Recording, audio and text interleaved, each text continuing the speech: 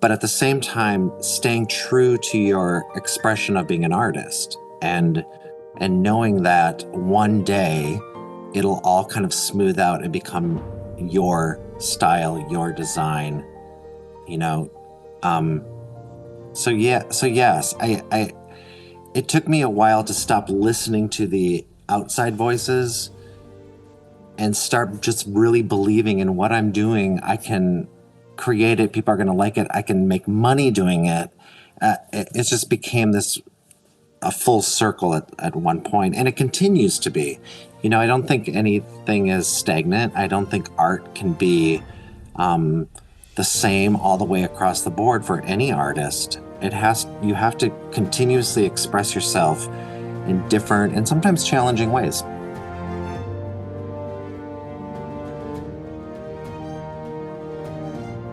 Mike, but it's so great to meet you on Zoom, and I love to see all the decoration or the flowers and the arrangements in the background.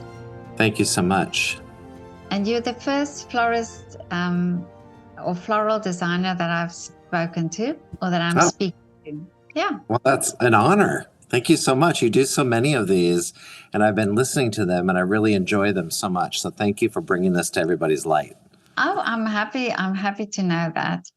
First of all, tell me, where did your love for flowers start, or flower arranging or designing? Yeah, so I think when I was a little boy, my father was really into planting flowers in the front of the house. And I never really realized how that would impact me later in life. So I have a background in visual merchandising and retail and interior design.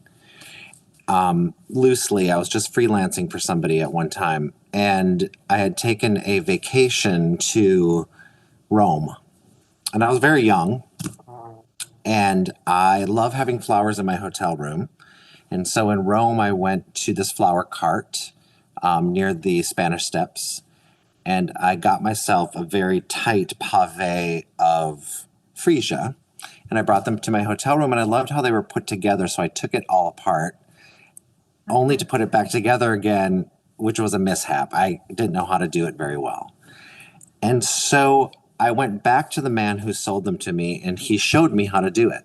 He had time. Wow. And at the same time, he asked me to stay and help with some work he had to do because he was understaffed. And I was very young, and I didn't have a job really set up for another month. So I stayed in Rome, and I cleaned buckets, and I swept floors, and I processed flowers.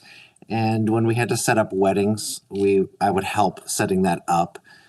And he really enjoyed what I did, and I was doing a pretty good job, I guess. And so when I came back to the States, I would just look in magazines and copy basically what they were doing when people were hiring me to not only merchandise their showrooms and doing some visual merchandising, but also to add flower arrangements to that. And from that, I just started developing my own sense of style with it, and realized that I really had an affinity for doing floral design. And then I just branched out from there, just following my gut, going online and seeing what other people were doing, going to Holland and visiting different designers that I really respected. And from all of that, I'm here where I am now after 25 years of doing floral design. Amazing. But that you had this almost this instinct to go and do it, to go to this floral shop and to ask. And that's amazing that you did that. Yeah, I think it comes from my curiosity and being naive to that whole world. And it was, it was instant gratification for me. I'm an impatient person by nature. And so I was able to take something perishable, a flower, and create something with it and instantly have a reaction to it. Which it just kind of solidified that that's probably the avenue of creativity that I should be following in life. And then, but you had the background of design. So, or an Yeah. interior design. Did Yeah. So that I knew help you, you think?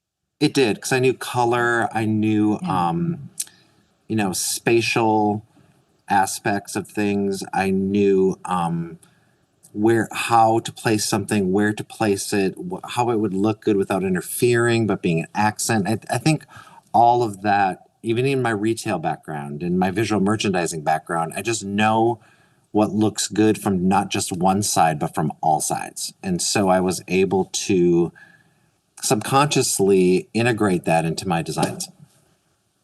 Because color is important, but it's also shape, you know, Mhm. and the contrast and things that goes with floral design. And did you feel that came instinctively, you know, that came without you realizing that you have that quality? It did. That I didn't have to, I didn't, and I still don't have to think much about it because mm, I know if I stand behind my principle of design and I know what flowers I like and I know how to work with certain flowers because they all have their own attitude, if you will. yeah. I could use texture and color and aspect to create things that people may not have ever seen before or that I actually really love to do before it goes out to a client. But do you think also now you are more, as a floral designer, more free to explore and do different things? Because there was a time when it was very sort of, you know, a specific way of doing floral arrangements. Yeah, and I think yes, when I worked with this man in Rome, and I have forgotten his name, it's been so many years, but what he said to me was follow your gut and do what you believe is right and what you think is going to look really good, and they'll let you know if it's bad or if it's good. Oh, okay. But at the same time, staying true to your expression of being an artist and knowing that one day it'll all kind of smooth out and become your style, your design, you know. So yes, I it took me a while to stop listening to the outside voices and start just really believing in what I'm doing. I can create it. People are going to like it. I can make money doing it. It just became this a full circle at one point, and it continues to be. I don't think anything is stagnant. I don't think art can be the same all the way across the board for any artist. You have to continuously express yourself in different and sometimes challenging ways. Mm. And this what you're saying about having that freedom, that's sometimes difficult, you know, because I mean I spoke to a harpist, and he says that he plays in a jazz music, and we talked about improvisation, and he said it's difficult for musicians who study classical music to just suddenly improvise, you know. And I assume it's in your line of work also, and in design, it's very difficult sometimes to have that freedom and to just to do it, you know, because you have to probably question also, like you say, will this be acceptable? Right. I Yes, and all of that is where I've built up to today. Mm. People hire me now because they like what I do and they want what I do and what they've not seen before. And I tell my designers and I have to remind myself that we have to give people something that they haven't seen before, even though it can be really scary for them at times Mm. because they see something in a magazine or they see something in social media and they want just that, but they don't realize the opportunity of what we can do for them. And so we have to continuously educate and create things that people may not have seen before. So, to your point, people now hire me because they like what I do, because I know that the broad range of what I can do exists and that can be tailored to their specific need. And I'm actually really good at that now. I only because I believe in myself more than I've ever before. I'm not 20 years old anymore. Yeah. So with age, with experience, with knowing what the possibilities are and what I want to do and how to challenge myself, that's what people are buying. Mm. But is it, I mean, so you must have experimented also over the years. Um, do you still find, new ideas, or how do you sort of get inspired? That's the number one question everybody asks me. So whenever I do Really? lectures or demonstrations, people are ask me what inspires me, and it really just comes down to the flowers, or botanicals, Okay. or foliage, or a tree, grass, landscaping. I'm inspired by, let's say, something very typical like a tulip, but it may be a great color, and it may be a new tulip coming out of a farm or a grower in Holland, and then I just want to start working with that and experimenting that behind the scenes, to know that I can actually work with it. And then from that, I stay true to my style, if you will, and then expand on that to show people what is out there that they've never seen before. So I guess I'm inspired by the unknown, and I'm inspired by nature. So, you mentioned before that you started really from scratch. You washed buckets and you did that sort of thing. Do you think that part is important, um, for a floral design, that you really do that side of things as well? Yes. Now, in full disclosure, I don't have to do that as much anymore because I've got a team to do that for Yeah, me. yeah. But yes, I think that I can't just show up to work with the flowers ready for me to go and then I just go for it. In a perfect world, yes, I would love that. I would love to just be able to show up and design, but doing the gritty stuff on the side and getting your hands dirty, washing buckets and cleaning thorns off roses and cutting yourself and actually feeling what you're doing, that preps it all to be so you have a perfect product when you're ready to start working with it. Yeah, all that's really important. You've got to get your hands dirty, to appreciate actually what the outcome is of your design. And in floral design, for example, I mean, you can study it. You can go and study floral design. But do you think the because this is also something you seem to have taught yourself a lot. So do you Right. think it's also important to let go of what you've been told and just go out and let the flowers do the talking for you then?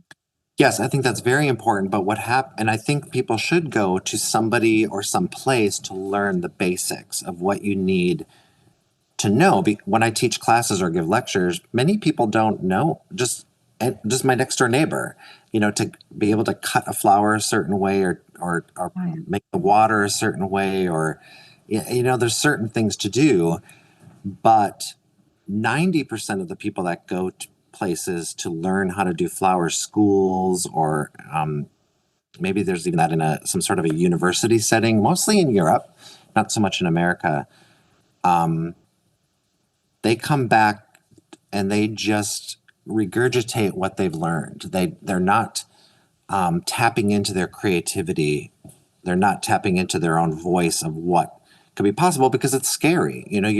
If you want to make a business of it, you just want a lot of people just want to follow the rules just to get the product out the door. I don't subscribe to that. I never have. So I I haven't subscribed to that in any aspect of my life. I just like to do it my way, which is scary, but it in floral design especially, it's worked for me. So, yes, I believe in the education of flowers, but I don't think a lot of people have the creativity, or they don't know that they have the creativity to create things that have never been seen before. Mhm. So you think that's this also this idea where you say, okay, everybody can play a piano, but not everybody can be a pianist, that sort of thing. So Yes. probably people can do an arrangement, but you wouldn't say that everybody has this real feeling for what to do with flowers. Yeah, I think people, yes. So anybody can make a flower arrangement. Very true. Very few people can make a business of it. And those that make a business of it, many of them treat it as a business rather than an art. Where I've learned how to do both. I can treat it as art and run a very successful business doing it. But the art part of it comes first because I'm able then to sell that to support a business. If that makes sense. Yeah, and probably also the business side of things can be restrictive because there's a budget then Yeah, probably that you there's have to always stick a budget. to. How do you deal with that? What one of the greatest things I have going for me is that I have a business partner that handles all the business part of it. Oh, okay. So I'm able, I mean, I do get reprimanded daily for being over budget or Oh, okay. that. However, Yeah. I don't necessarily always listen to that. I do stay within a certain budget. Obviously you have to if you're Yeah. running a business doing it. But I know so well flowers and the cost of flowers and what the possibilities are and how I'm going to be able to design something for any specific client or for their needs that I can do both. I understand the business. I I kind of hug and hold on to the creativity part before the business part. Yeah, because a lot of artists say this, that that's that business part, that's the difficult part, that it's doing your thing and being creative, but then there's always this one thing, okay, but Yeah. you have to make money as well. Yeah, my least favorite thing is to write a proposal. Okay. I Yeah. procrastinate to the very last minute is my least favorite thing because I am dealing with I'm dealing with something that can't be put on paper necessarily. I have it in my head and I can write down the numbers and I can present the numbers, but sometimes when it comes to the day that I have to do the designs, things change.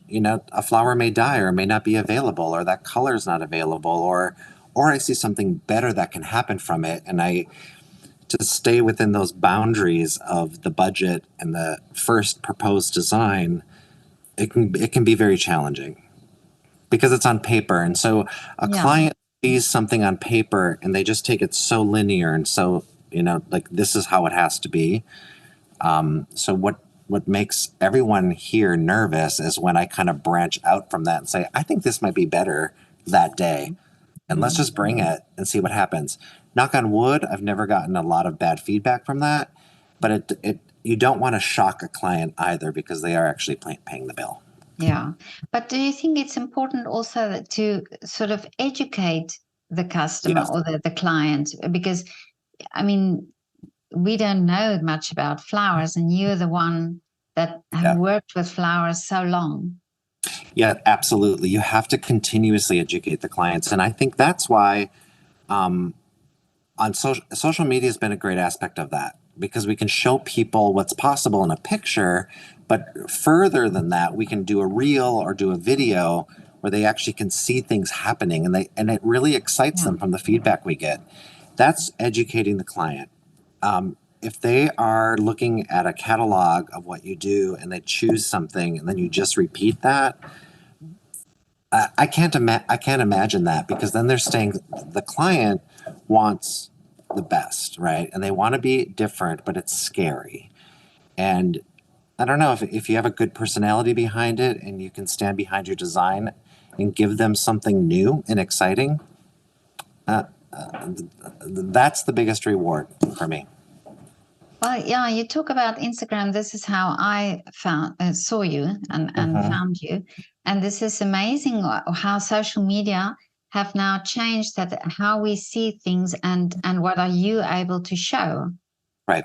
Yeah. Mm. I think social media, I remembered starting actually last year on the Epic Floral social media page, not my personal page, but the Epic Floral page. I was really getting frustrated because we weren't getting traffic and I didn't know why. I couldn't understand it. And then I thought, well, maybe there's just too many flowers out there and people have Mm. so much to choose from. And then there's the greatest floral designers in the world that have probably a social media staff that's handling all their media for them.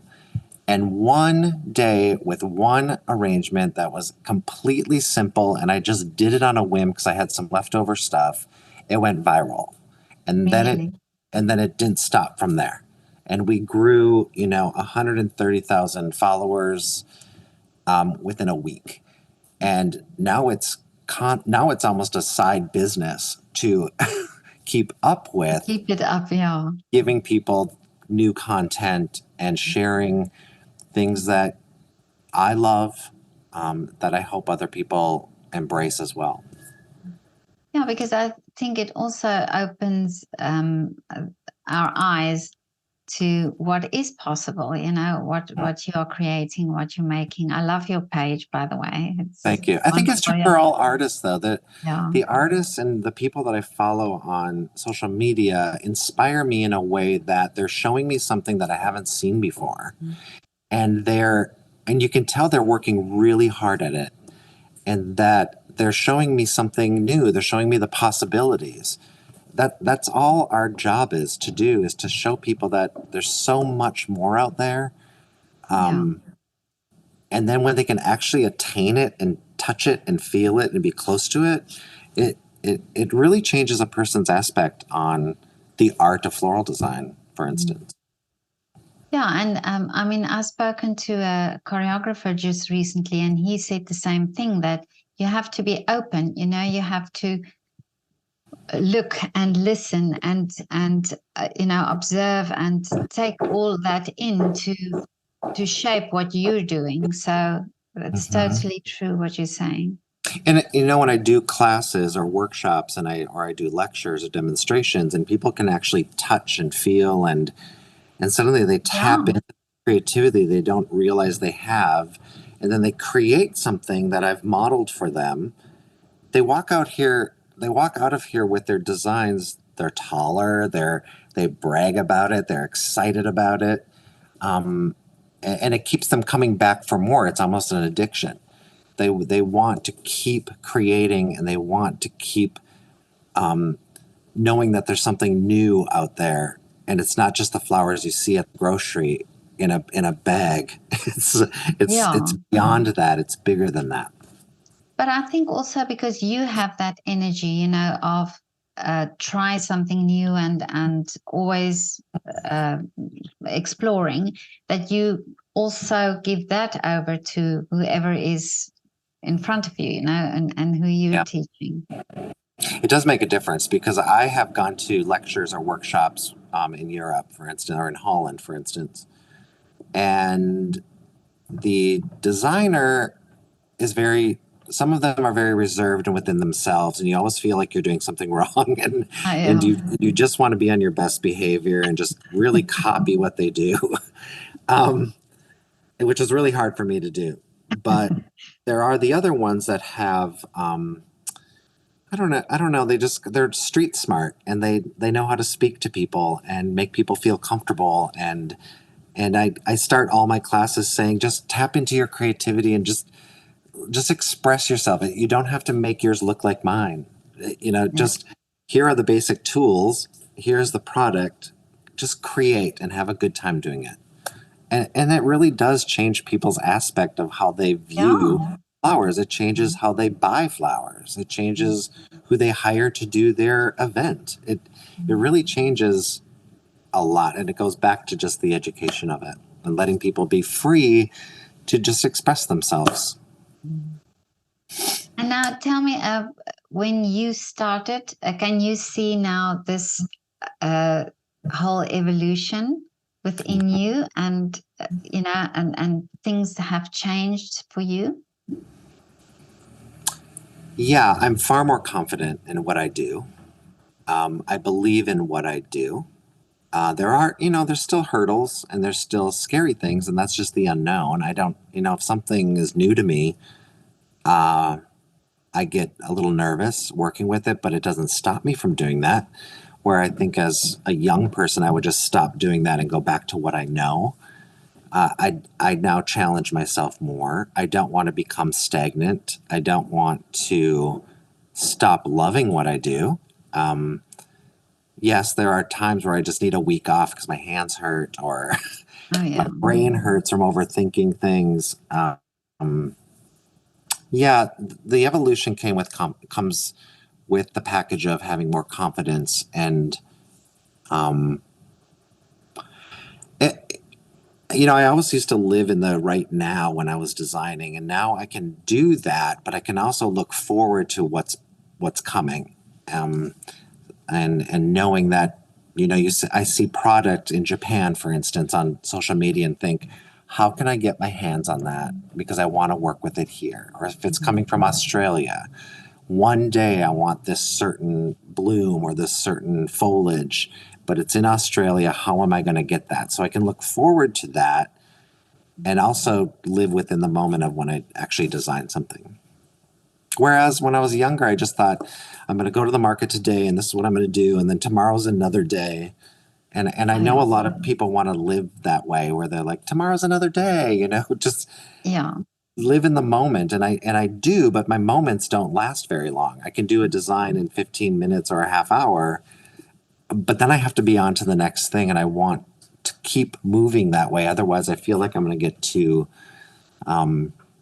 restless, or I'm going to get kind of bored with what I do. And I don't want that to happen.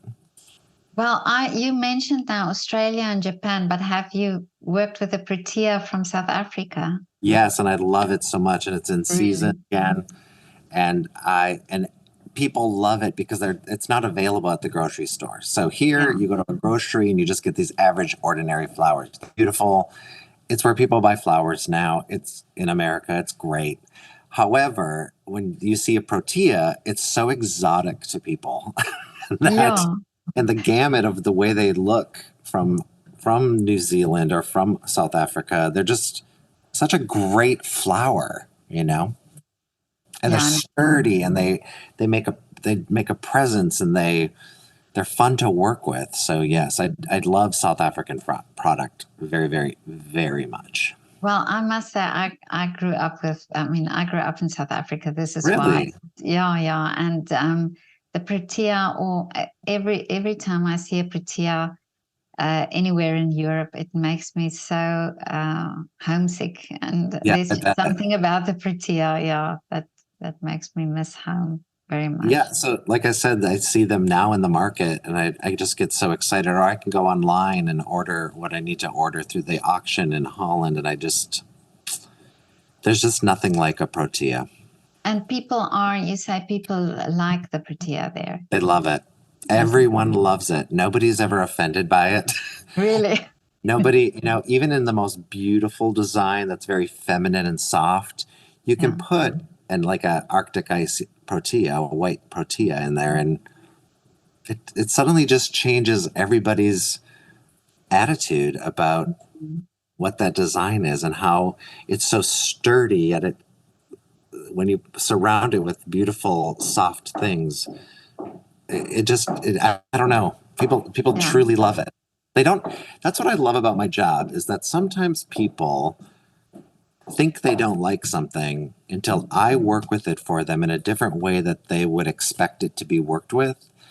And then suddenly they love it. It could be a carnation, for instance. Everyone here dislikes carnations. They just think I don't know what they think they are, cheap, ugly. I don't know. They're just such a beautiful flower. And they last long, and the colors are wonderful, and they smell good. And when you Yeah. incorporate that in a different way than just a bunch in a vase, sometimes people don't realize they're carnations. And Yeah, so but it's fun to sneak things in like that. this is what I wanted to ask you now, because I think we all have flowers that we are less fond of, and yeah, and but do you have flowers that you're less fond of, Yeah, or did it yes. change for you over the years? It's Also, never changed. I okay. don't like sunflowers. Oh, okay. I've never been a fan of a sunflower. I think they're just very pedestrian. I don't like the Yeah. yellow. That color yellow is very Mm. jarring to me. If I do work with a sunflower, I tend to take off all the petals. So it's just the green backing and the brown center. Oh, Um, that I oh, don't that's mind. interesting. Yeah. Mm. I like the chocolate, the dark brown sunflowers, but for the most part, I don't like sunflowers. They're messy, they're dirty, they're hard, they tilt down. They're just hard to work with. Sure. So I Okay. tend to push them to the side. Mm. I also don't work with a lot of color yellow. Um, Really? Mm. Sometimes it's just not the right color yellow. Most of the times it's not the right color yellow, so I don't like it. Well, you don't need to, because you're the sunshine yourself. Yeah, okay. Oh, Yeah. thank you. Um, and it's funny, a lot of my clients or a lot of people out there, when they order flowers or want flowers in their home or in their offices, they ask me no yellow. Really? I don't know where that comes from, but I'm more than happy to accommodate it because I'm not Yeah. a fan of yellow either. So nothing has changed for you since working with flowers, that you still don't like the sunflower. There's no way you can get around that. Only only if I change the way it looks Oh, by okay. picking off the petals or Mm. That's interesting for me that you, but that's how it is, you know.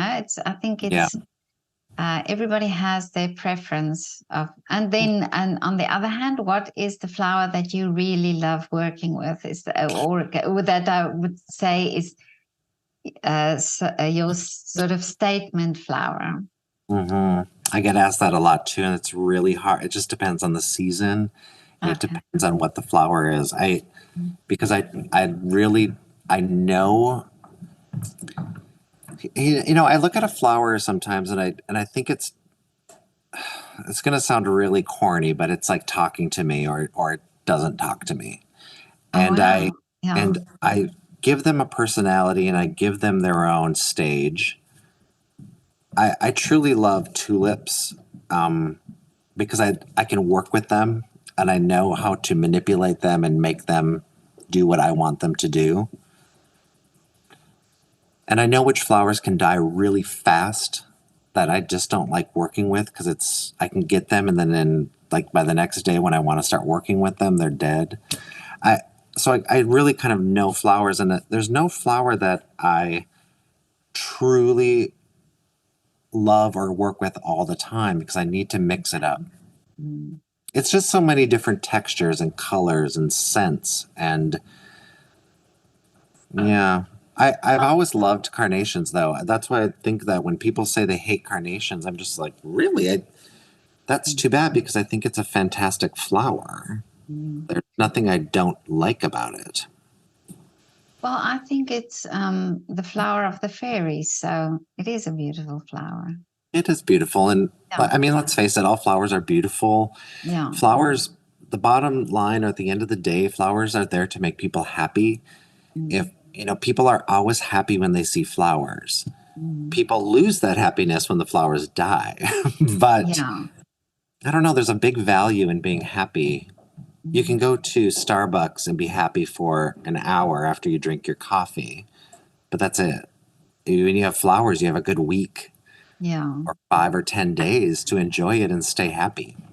And I think we underestimate also the power of the flowers, because I'm a little bit into essential oils, and I believe that the scent of the flowers, hmm that's something that does something to us that we don't realize, you know. Yeah, and so I think it's subconscious or it's you're using all these senses, right? So you can touch the flower, you can see the flower, you smell the flower, Yeah.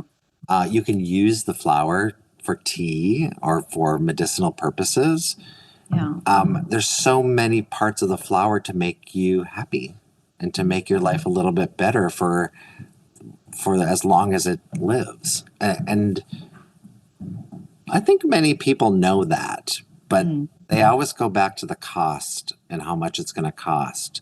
And I always go back to the saying, you're buying coffee at the coffee shop for $7, and you can actually buy 2 roses for that and put it, or maybe one nice rose, one really unique Yeah. rose, and you would have it longer, and it would make you happy longer than caffeine. So Yeah, no, definitely. you know, And also that the association with flowers is also always something about happiness. It's always somebody giving some flowers to somebody else, and it's all yep. weddings, and it's that sort of thing. So They're so important. yeah, People think that it's just an accessory, but I have clients who get flowers in their home every week from us. And it's because it brings them joy and they're happy, and it makes their home happy for guests. So there is this residual part of, once you buy the flowers, everything that comes from that, it could be subconscious even, yeah, but people can really tap into it. I think it's very, very important. And I think it's as important as food. I think that florists don't always get the recognition that a chef would, for instance. yeah, But what a chef is doing is they're creating something to fill you, and we need food to survive, right? We don't necessarily need flowers to survive, but flowers will make happy longer than a plate of food. you know absolutely, so yeah. so I think that it's really important that it all kind of works together harmoniously, to be fed, to have shelter, to have flowers, to have clothing. Yeah, it, absolutely. I I always, agree. Mm. when there's a war, or when there's some great strife in this world, and they pan into these meetings of world leaders sitting around a big table, inevitably there's always a flower arrangement, Yeah, or at their yeah, podium there's flowers in front of the podium. And I believe they're there not only because they make people more comfortable, but it kind of softens the message that they're giving you at the same time. absolutely true. Yeah, I never Very, thought of that, but that's true. yeah. So I think it calms Yeah. people down. It Mm. makes you sit back and listen, and it doesn't make everything seem so black and white. Yeah. You're absolutely right. I never, and I'll notice it now. I'm going to Yeah, know now. I hope so. Because, yeah, no, definitely. And also in a home, I think when you see flowers in a home, it always looks for me like it brings that homeliness, that atmosphere with it. Yeah, and it makes your guests believe that people are paying attention to making you feel Yeah. good in their homes. You Mm. know, it doesn't, it's not a big deal to have a bunch of flowers in your house, or just a bouquet sitting on a counter or on your coffee table. It doesn't take much to do that. And you will be happier for it, for sure. Absolutely. No, I Unless it's totally. poorly designed. Okay. Then I think it's a little jarring. So you have to have the right person designing it, or learn how to do it yourself. Yeah, yeah. We can all come to Mike. Yeah, Get it. please, please. But Mike, but in New York, is it? No, you're in Chicago. I've done work in New York, though. No, but in Chicago, is it difficult to have a floral design business? Is it something that's? I think it's difficult anywhere. And I think that you have to be really good at what you do and have a good business. You have to have the business part of being taken care of for you, for sure. Bottom Yeah. line. Mm. During COVID, during the pandemic, we didn't close. We Really? had people wanting flowers because it made them happy. Mm. And it wasn't hard for us to do that. During COVID, during the pandemic, I kept doing workshops, 2 a week, because people Really? wanted to get out and do something. All I had to do is make sure the space was clean, that we wore masks and were protected, and that people were spread out enough to feel comfortable. And that's when my workshops boomed. I would put them online and they would sell out immediately. People needed social interaction, they needed a place to be creative, and they needed to Absolutely. go home with something that was beautiful that would make them happy. So, yes, any place it's hard to have a floral business, any place. I think it's hard to have a business, period, nowadays, Yeah. of any sort. And then when you tap into something that's more artistic and you're working with something perishable like a flower, you've doubled down on how hard that is. Mm.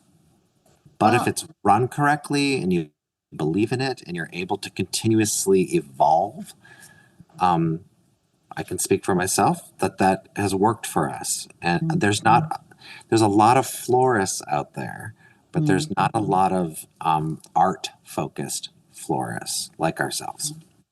And we don't Well, have a shop. We're not open to the public.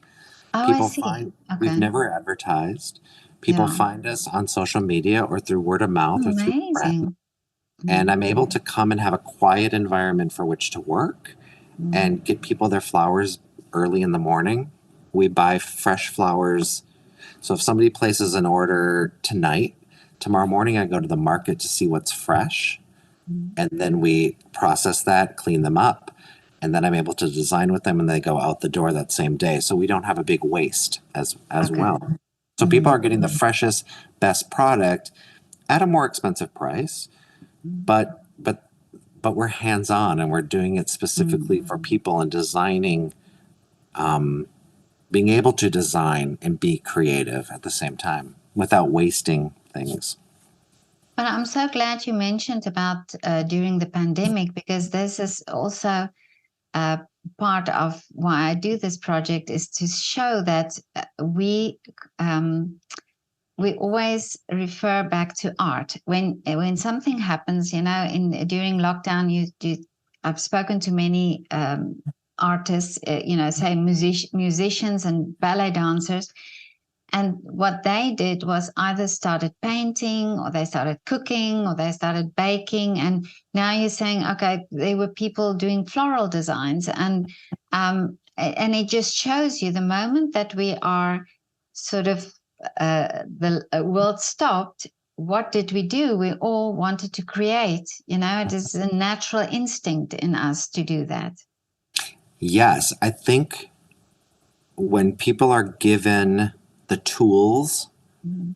to be creative, even if to watch art or Mhm. to admire it from afar, that's what we always will go back to. Yeah. It'll always fall on that. And without creativity, there's no innovation. So people know that in order to keep moving and keep the world moving, even if it's subconscious and they don't know it specifically, in order to keep things moving and keep things new and fresh and exciting and something to look forward to, we have to have creativity and we can't Yeah. stifle that. So when people are given the opportunity and the tools, coming to me for a floral design workshop, or going to learn how to make pottery, or going to a cooking class, or even learning to dance. You Mm. can do that at any age. You can learn how to play an instrument at any age. Yeah. Being able to have those outlets create that innovation in this world that we will always absolutely need. Bottom line, for sure. Yeah. Well, I you hear many stories of people whose lives changed, and who did something, during that time, and that Mhm. really put them on a totally different path. Yep. And sometimes it was something creative that they started doing. So it's true what you're saying. It's absolutely so important for us to be able to create, and even to watch, and see something beautiful, and something like a floral design. That's Mhm. absolutely true. I also think it's important for creatives and artists to support other artists and creatives. Yeah. We get fuel from that. And, perhaps there's things out there that I don't like, specific to me, but but I can look at art in any aspect, music, dance, painting, flowers, cooking, and I think that, and I admire it because it takes a lot of guts, Mm. and to put your work out there for people to admire and to see, and even if you've touched one or two people, it's all that matters really. But we Yeah. have to support other creatives and artists need to support each other in many different ways for that to keep growing. Yeah, no, absolutely. Um, my grandmother was a florist as Nice. well years ago in Dresden in Germany, and she used to make the floral arrangements for the opera singers for after the performance. Oh, that's And beautiful. yeah, and what you're saying now just reminded me of that is that actually, if you think of it, after this whole performance, the flowers are the important way of saying thank you, or Yep. giving that acknowledgement to the performers. Yep. So, what an important part that is also in that Absolutely. form of art. Yeah. Yeah, and to your point before is that we send flowers to people to cheer them up. You know, if Yeah. they're sad or if it's their birthday or and Yeah. it's always a spark of to cheer them up or to thank them. We get Mm. many orders for people just saying thank you, and using flowers to do that. Yeah. And it kind of just says you've done a great job. Mm. Thank you. Yeah. Here's some flowers. Totally. Yeah. But now, Mike, tell me, but you've done so much already, and you've got such a great story to tell. And but what is still the wishes for you for the future? I know. I think about that often, because I'm not young anymore. My hands hurt. Okay. Um, I love lecturing and doing demonstrations. I want to be a little more global with that and travel more with that, and bring it to different places the way I do my craft.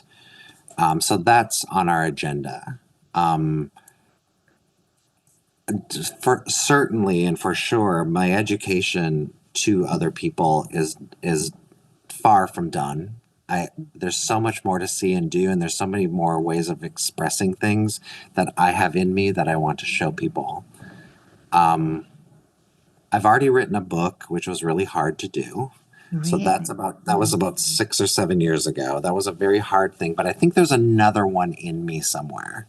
Mm. And I just want to muster up the courage to get that done one day or the time. Like I said, I'm very impatient and those things take years to develop. So maybe that's in the future as well. But what is the book about? So I Is did a it a book. novel? Mm. It's not. Oh, okay. I don't like to write too many words. So Oh, okay.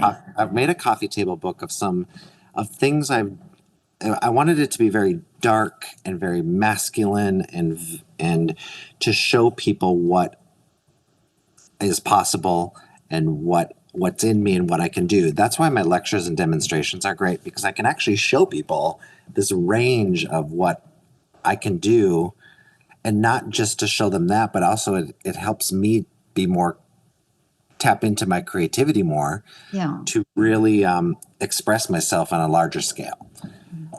So the book was meant to just have little anecdotes about what flowers mean to me, Mm. but mostly just pictures of what I've done specifically for Amazing. that book. Mm. Yeah, it was really not. It was nice to develop that. It was just Yeah. what comes after that: the editing, Oh, the okay. Yeah. the traveling, Mm. the trying to sell it. There's a lot that goes into just doing a book. It's not Mm. always that glamorous. Yeah, I can imagine. But do you have a link that I can put in the description of the book? So it's Is it sold out on Amazon, but you can okay? go to our website, And it's there. epochfloral.com, Okay. and it's in our shop area. Oh, Mhm. okay. So I'll put that link anyway in the description of your shop. Yeah. Yeah. Thank you. But Mike, this was so great talking to you. It was so great to talk to you too from so far away. I know it's late Yes. here, but I really do appreciate you reaching out, and I do love your interviews on social media. I'm I think they are really fantastic to hear other artists talk. A lot of times you don't yeah. hear them. You just kind of see them, or they're behind the scenes, and it's really great to bring them to the forefront. So I really do appreciate that. Oh, no, it's a great pleasure. And I learn so much from everybody because, hearing these stories, and it's always so interesting. And I think the more people listen, because I think many things are also, we have preconceived ideas about things. And it's like you say, you receive the flower arrangement, but you don't realize it is a form of art. Not like I say, not everybody can do it. Well, you can make arrangements, but you take it to a totally different level, and it's a form of art. So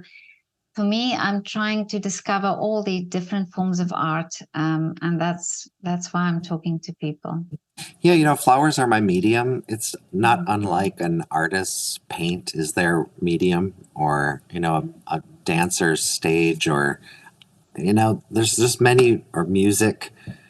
There's just so many ways to be creative. Absolutely. And I'm really fortunate that I paid attention to what I was actually instinctively good at.